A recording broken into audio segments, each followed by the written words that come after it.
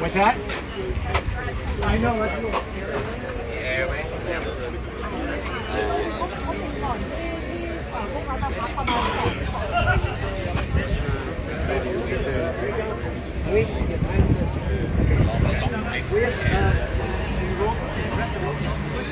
Yes. Okay.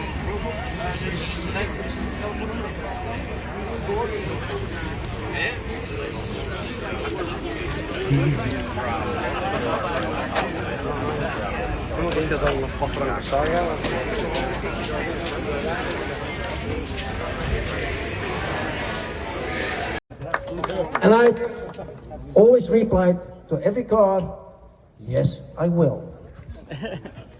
So thanks to all the volunteers to drive my cars over, invitees and people that invited themselves. We don't call names, John. Don't worry. So, okay, there is a couple of things. The backup guys, there is backup. There is 4 trailers in the back, at least 4 trailers, maybe more. Hans, the major mechanic, he asked to really listen to your engine. If the engine start making noise as a ball of knickers, like what we call them, marbles, it means what we call pingelen. It means that the car might be overheated or running lean. It's better to stop for a while. If it continue, then, and it's mainly that when you're driving uphill, especially with buses, if it continues, it's better to wait the backup truck. Maybe they can put a little bit larger jet or something or whatever, and then it might get better. But don't kill your engine when it's not necessary. We have a spare engine with us. I don't think the guys want to replace it on the side of the freeway at all. No. So, another thing is, we do 1 stop. Because we mentioned that last time 3 stops, a lot of people were not amused. They want to go to the show, you're getting tired, let's drive on, continue. Follow the road book. People that don't have the road book yet, they're still available at the first gate that is open, gate number 2, at the info booth. There is English, French, and Dutch language. And it's very important also when we arrive. We take exit Bad Eisen, exit in German calls Ausfahrt. And from there, we have a small road book up to a parking lot. Not to the show, to a parking lot. Outside of the show where we have a special pop-up registration only for convoy participants. Yeah. Nobody else can register. And this is really, really good because we don't have the big lineup at the show entry.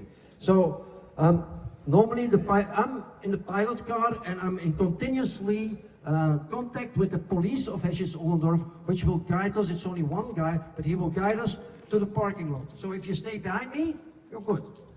On the parking lot, they will need your registration from the show, not from the car, but from the show. And especially the number I put in yellow, that's the number they have.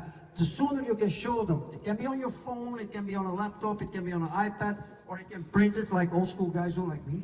And so it's very important to show that to the entry people.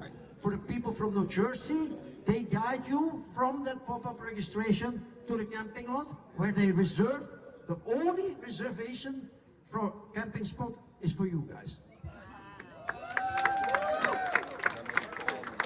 Saying that, I think for these people from New Jersey, can we give them a big applause for how brave they brought the cars over?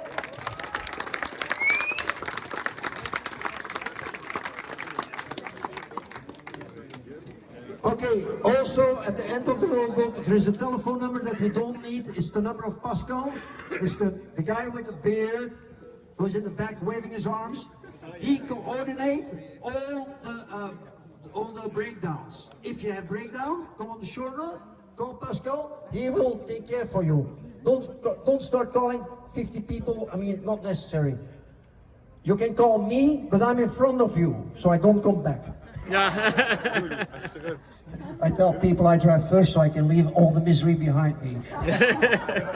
But that's a joke. Okay, so we have another 5 or 10 minutes before we start the lineup. There will be 2 people arranging the traffic. This will be like one-way traffic for a while. And then the police will show up like just before 9 to guide us to the freeway. if they do what they promise. With police officers, you never know. I hope they didn't hear this. So, but there is a couple of them, and then probably some volunteers from BBT. They're always at the end, so to block the road. We can leave all at once. Try to connect as close as possible to the car before you. People are waiting in the heat in their cars because we leave, so it takes about 15 minutes to release with 200 cars from this estate. So be nice to everybody and make sure that you get as close as possible to the car before of you. Another thing, the first car we drive between 85 and 87 kilometers an hour, which is like truck speed. Why? First and foremost, because of the temperature. Second, then still the last car has to drive like 150 kilometers an hour to keep up. But we try to stay in line as much as we can. We be careful with trucks. They don't understand too good about old cars, so don't cut off too closely or whatever. Like be a gentle driver. You're driving old and slow cars.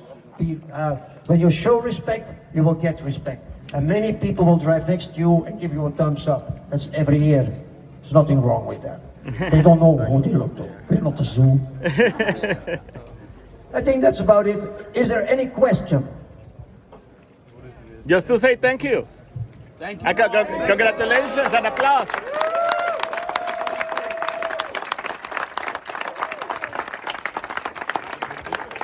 One more thing, for people that drive back here on Sunday, the same parking lot like the pop-up registration, we leave around 10 on Sunday morning. We will not stay for the rewards because it's a long road. It's like 5-6 hour drive with one stop. So it's better that we leave in the morning. So at 10 o'clock at that parking, it's also on the road book. So please, RFM, read the fucking manual. We will. Thank you.